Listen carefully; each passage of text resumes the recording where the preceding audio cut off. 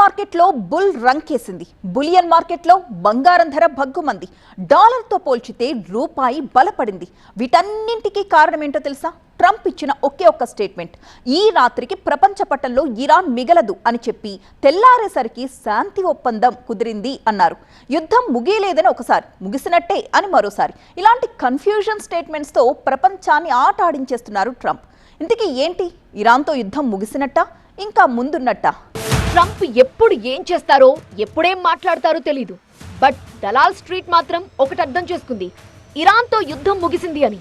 అందుకే బీఎస్ఈలో ఉన్న కంపెనీల సంపద ఒక్కరోజే దాదాపు 10 లక్షల కోట్ల రూపాయలు పెరిగింది. ఇక యుద్ధం ముగిసినట్టేనని భావించిన ఇన్వెస్టర్లు బంగారం కొనడం మొదలుపెట్టారు. దీంతో 10 గ్రాముల పసిడి 3,000 రూపాయలు పెరిగింది. వెండి కిలోకి 9,000 పెరిగింది. రూపాయి విలువ 60 పైసలు బలపడింది.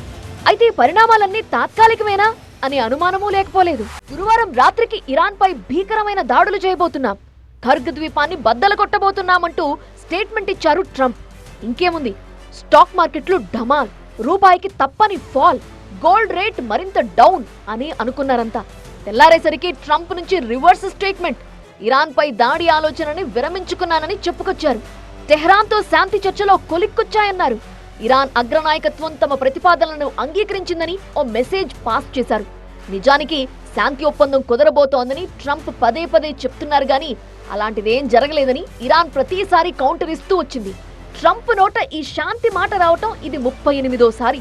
37 సార్లు ట్రంప్ చెప్పిన శాంతి ఒప్పందం ఏం జరగలేదు. మరి ఈసారైనా జరుగుతుందా? ఇరాన్ పై యుద్ధం ఆగుతుందా? ఏమో, ఇప్పుడే చెప్పలేం. ట్రంప్ బుర్రలో ఎప్పుడేం పురుగు తిరుగుతుందో. బట్ ఒక్క చర్చ అయితే జరుగుతోంది: ఇరాన్ తో డీల్ దాదాపుగా కొలిక్కొచ్చింది అంటున్నారు. అలాగని ఇరాన్ తగ్గలేదు, లొంగలేదు. తగ్గిందల్లా అమెరికానే అంటూ ఇంటర్నేషనల్ మీడియా చెప్తోంది. ఇంతకాలం అమెరికా గాని, ఇజ్రాయెల్ గాని ఇరాన్ పై దాడి చేశాయంటే కారణం యురేనియం గురించి. ఆ యురేనియం తమ చేతుల్లో పెడితే తప్ప యుద్ధం ఆపేది లేదని 2 దేశాలు వార్నింగ్ ఇచ్చాయి. ఇరాన్ మాత్రం ఆ ఒక్కటి అడక్కు అంటోంది. అవసరమైతే యుద్ధమే చేద్దాం పట్టు అని సవాల్ చేస్తోంది.